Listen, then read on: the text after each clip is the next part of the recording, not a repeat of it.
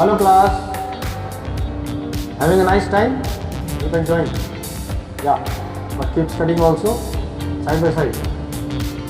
So in the last class, we completed video number 55 and we did pages number 201, 202, 203 and 204. Today we will do this video number 56 and we will focus on page number 205, 206, 207 and 208. So let us start the class. See the page number 205. We have this first sentence number 2282, 2282, 2282. वह मैं हूँ, it is I, it is me, right. अब यहाँ थोड़ी बात मैं आपको बताना चाहता हूँ कि आई का मतलब होता है मैं और मी का मतलब होता है मुझे। तो हम लोग इंडिया में जब बोलते हैं ना तो हम लोग कहते हैं इट्स मी, यानी कि मैं बता रहा हूं कि मैं हूं। लेकिन फॉरेन कंट्रीज में ज़्यादातर आई का यूज़ करते हैं मैं को बताने के लिए कि it is I who came here, मैं था जो यहां आया। I hope you got the difference, right. तो आप दोनों ही तरीके से बोल सकते हैं, बोलने में कोई दिक्कत नहीं। वह मैं हूं, it is I, it is me. वह मैं ही तो हूं जिसने तुम्हारी सहायता की थी। It is I who had helped you, it is me who had helped you. वह भगवान ही तो है जिसने दुनिया बनाई है। It is God who created this world. हमने चाय का ऑर्डर दिया था। It was tea that we had ordered. जिसे हम कल मिले थे वह रामा शंकर था। It was Rama Shankar whom we met yesterday. अमरीकी मनुष्यों ने यह मशीन खोज निकाली थी या फिर निकाली। It was Americans who invented this machine. आज आ रहा है वह, it is today that he is coming. Rahul की शादी हुई, वह 12 मार्च थी, यानी कि जिस दिन राहुल की शादी हुई वो दिन जो था 12 मार्च का दिन था। तो अंग्रेजी में कैसे बोलेंगे इसको? It was 12th of March that Rahul got married या मैरिड ऑन। 12 मार्च को जिसका विवाह हुआ वह राहुल था। It was Rahul who got married on 12th of the March या 12th of March।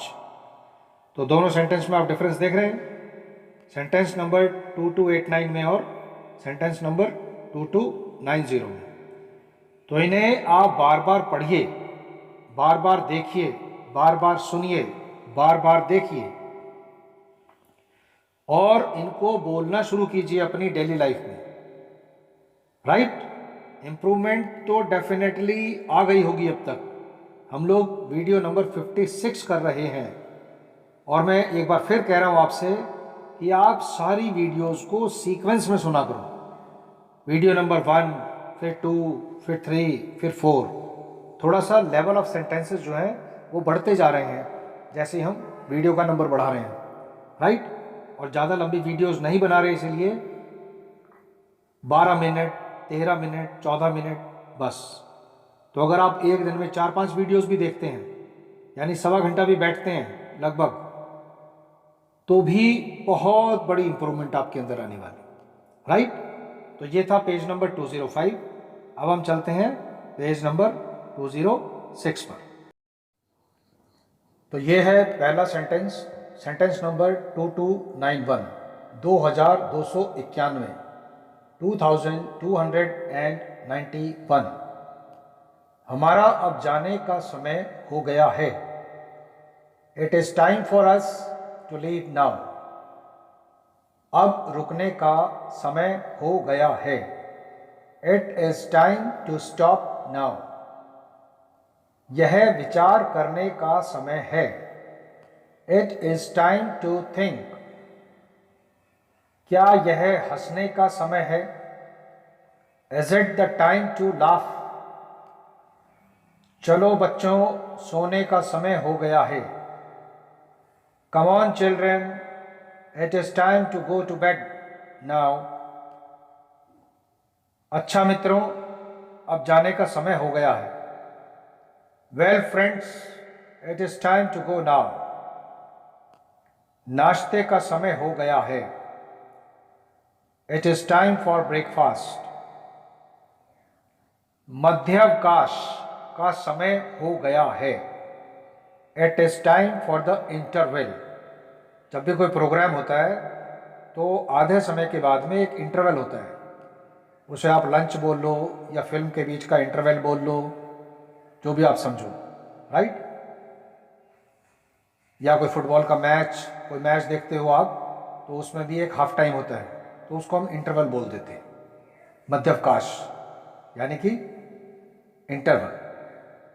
तो मध्यावकाश का समय हो गया है। It is time for the interval.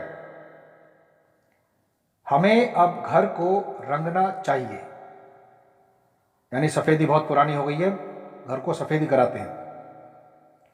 It is time we painted our house.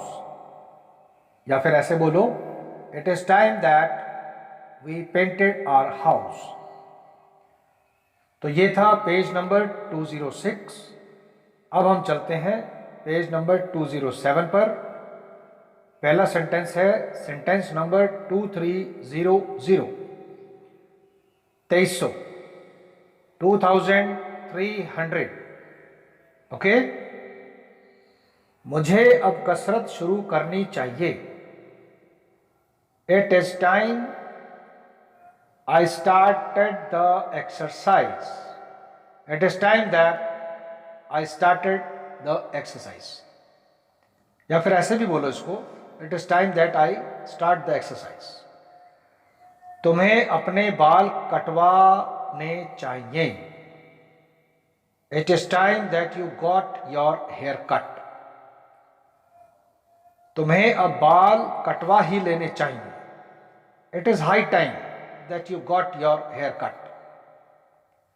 वहां जाकर कोई फायदा नहीं है। It is no use going there. या फिर It is useless going there. उससे पूछकर कोई लाभ नहीं है। It is no use asking them. चिंता करने से कुछ फायदा नहीं है। It is no use worrying. चिंता करने से कुछ फायदा नहीं होगा। It will be of no use worrying. Right? तो इन सेंटेंसेस में डिफरेंस देखो आप, दोनों सेंटेंसेस में वरिंग का किस तरह से इस्तेमाल हो रहा है। नेक्स्ट सेंटेंस देखिए, सेंटेंस नंबर 2307, 2307, 2307। उससे बहस करने का कोई मतलब नहीं है। It is no use arguing with them.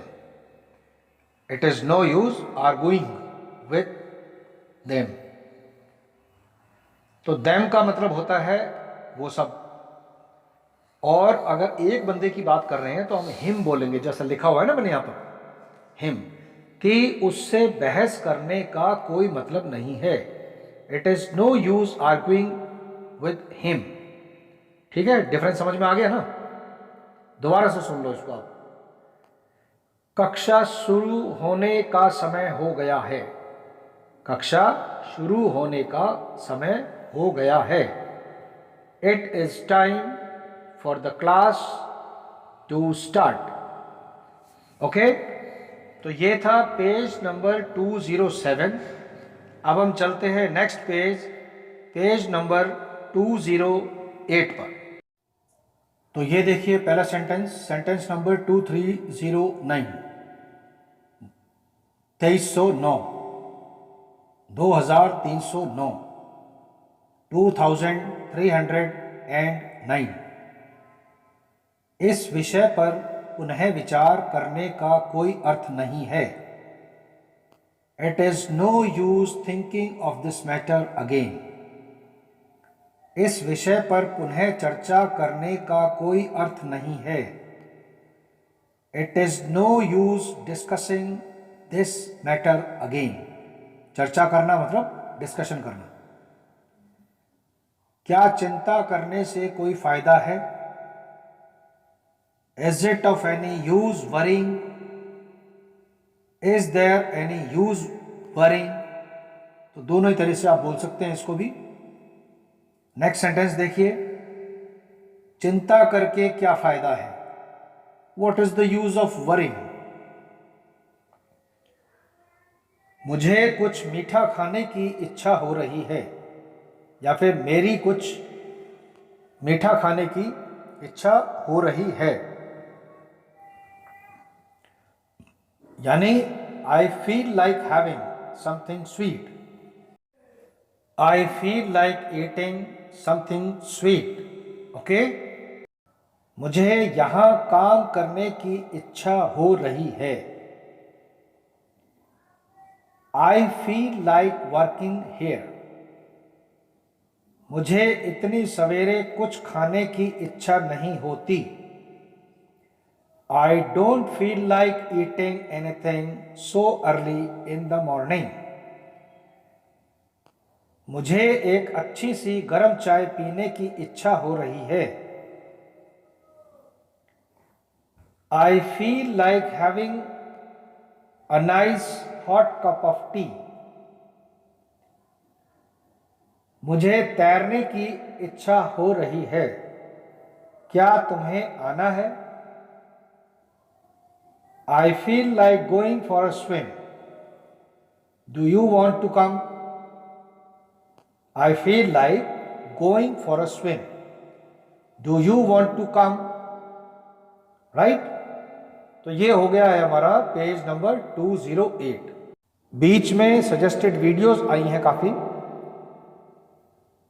और वीडियो के एंड में भी एंड स्क्रीन्स हैं, और इस वीडियो की डिस्क्रिप्शन में भी प्लेलिस्ट हैं।